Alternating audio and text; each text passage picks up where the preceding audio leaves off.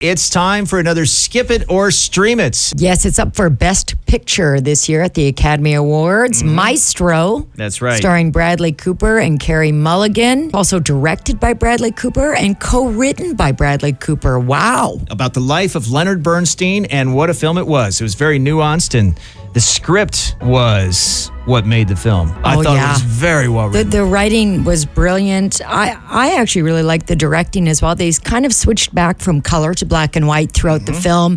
Well, and Bradley Cooper's always got to get creative with the shots. I'm thinking of that scene at the beginning where he was standing in the balcony, and then the camera's coming towards him, and it goes over him, and that's a very Bradley Cooper-esque shot. I liked it. It was good. Yeah, he had a pretty long career as a composer and a writer, like from the 40s all the way through, and I think he passed away in the 90s. Yeah, and he wrote West Side Story as well as conducted classic performances of all the greats in the New York Philharmonic that I used to listen to years ago. No way. Hey, little known fact, I actually played the piano in high school, and I won a state competition. Look at you. And I studied some Leonard Bernstein, because he was very well known on the piano as well, as you saw in the movie. And I liked seeing the scenes where he would when he was a teacher as well. Oh, yeah. Because he was a strict teacher, and he demanded, like, perfection, because that's what he demanded on himself.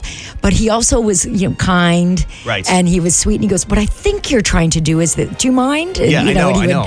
And then You it would could be tell he perfect when he did it. Yeah. Now, his relationship with Felicia, who was his wife, and he was bisexual, and I had forgotten that detail. Of course, I had heard it years ago. And he had several extramarital affairs, both with men and women throughout their entire relationship. So a lot of the movie was about his professional relationship, but also a lot of it was about his personal relationship with his wife and his kids. And the complexities of that were well written in the script. She thought at the beginning, this setup is going to be fine. This is a lot of couples think this going into this kind of thing. Right. As long as you keep it behind closed doors, and it's good. I'm your, your main love. And it was a time we can deal with it. Culturally, it was complicated, shall we say, to be out with that kind of a thing, especially considering what he did.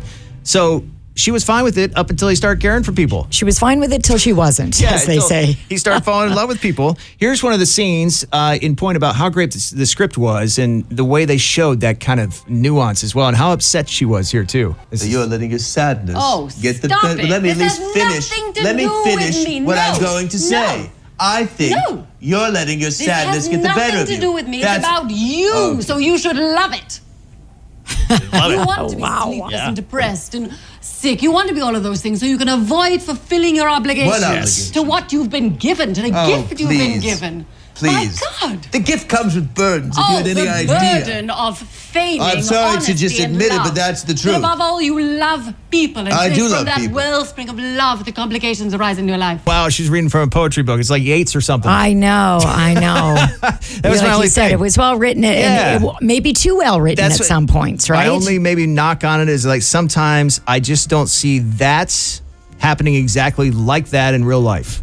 But other than that, it was fantastic. But what he did do well was, like I said, show the nuance of her dealing with the different encounters, the extracurricular activities. Right. At first she seemed to be okay with it, and then it really it broke apart their relationship, and then she got sick. I don't want to say too much because I want you to watch it. Right. But man, it was a tearjerker. I was bawling my eyes out. Oh, I was know too. exactly what I'm talking about. And this movie was more about life and death and relationships than it even was about the music. Oh, in my absolutely. mind. The music was the backdrop, basically, to all of it. Kind of like to this review right now. Exactly. It is Leonard Bernstein playing. I thought Bradley Cooper was fantastic and a well-deserved nomination for Best Actor, but even more so, I think Carey Mulligan stole the show, and I'd be shocked if she didn't win Best Actress because, wow, she really shone as like the person that was the woman behind the man. Yeah, and I agree with you.